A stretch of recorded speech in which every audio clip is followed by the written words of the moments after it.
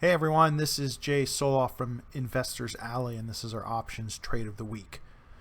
So we're looking at Market Chameleon at the unusual options volume page. I have sorted it by volume, and I'm looking at what some of the largest options activity has been for today, and you can see very much top heavy with electric vehicle type stuff. Tesla here, then Nikola. Workhorse also in the electric vehicle space. So let's take a look at Nikola. It's been in the news. You can see a lot more puts than calls, generally a bearish signal. Sure enough, Nikola has taken a beating lately. The CEO has stepped down. There's various allegations against the company. So not looking good for Nikola stock. Let's see what some of the trades may have or may be suggesting. So here, this is the Nikola trade page.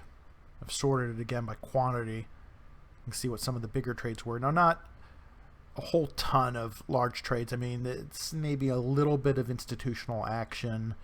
Probably more large individual investors, though. This may not be, maybe too volatile of a stock to run some of the bigger strategies on, particularly one that may potentially be headed to zero.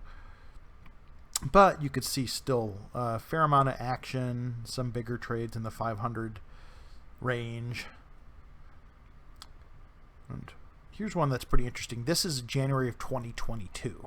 So there's obviously the question of whether or not the stock will even be around by then. But if you look, it's the 7.5 strike. So obviously very low. The stock was about 18 at the time. And keep in mind this thing was at, significant multiples of this, not that long ago. But looks like someone bought the 7.5 puts 500 times for $3.50. It's possible this was a closing trade. There is enough open interest to cover that. But, we're going to assume that this is an opening trade and not a closing trade. What's interesting is that this doesn't even break even till 4, right? If it's 750 and someone paid 350 for it, that means the break even price is 4. So if this person is buying these puts, it could be a hedge, but most likely, this is sort of predicting the stock's going to go to zero, right? So 350 is a lot to spend, but of course, if the stock it goes to zero, then they've made decent money. Now it could be a sort of a hedge, a tail risk hedge. It could be closing short puts.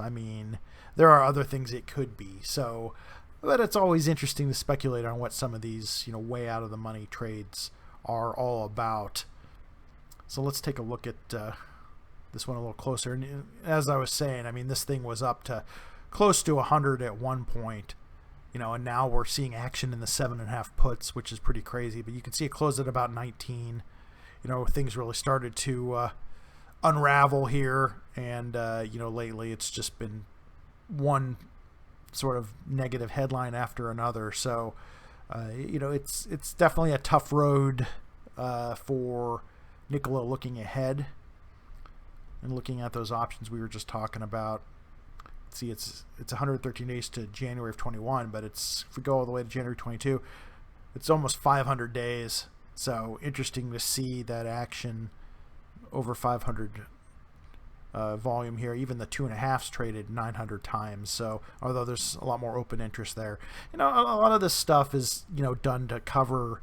It could be tail risk hedging. It could be covering trades so that margin requirements are lower. So we don't necessarily know what's going on here, but this was a purchase, so we can at least assume the possibility that this is someone betting that the stock is going to go essentially to zero.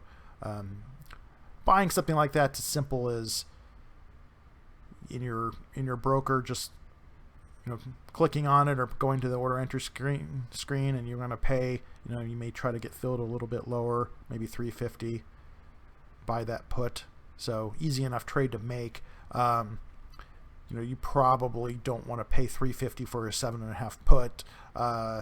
That's pretty expensive. We don't know the motives behind this one, so I mean, you can certainly get something, let's say December 15s. I mean, those are really expensive. So I mean, this is the sort of stock you probably want to use a put spread in, or some sort of spread, just because the options are really expensive. But it will be interesting to watch and see what happens with Nikola, and check and see if this was an opening or closing trade. I'll be able to look at the open interest tomorrow and see what happened there. So that might be interesting for you to look at. If you go to your broker and just look at the open interest, if you see that this number is lower, someone has closed this trade, then that's obviously a different scenario than if someone's buying it. If this goes up to over 1,400, 1,500, close to 1,500 with this today, then then there's definitely downside concern, and that may be something worth taking a closer look at. I talk about and give examples and actual trades of buying calls and puts in my Option Flow Trader Pro service. You can check out the link on this page.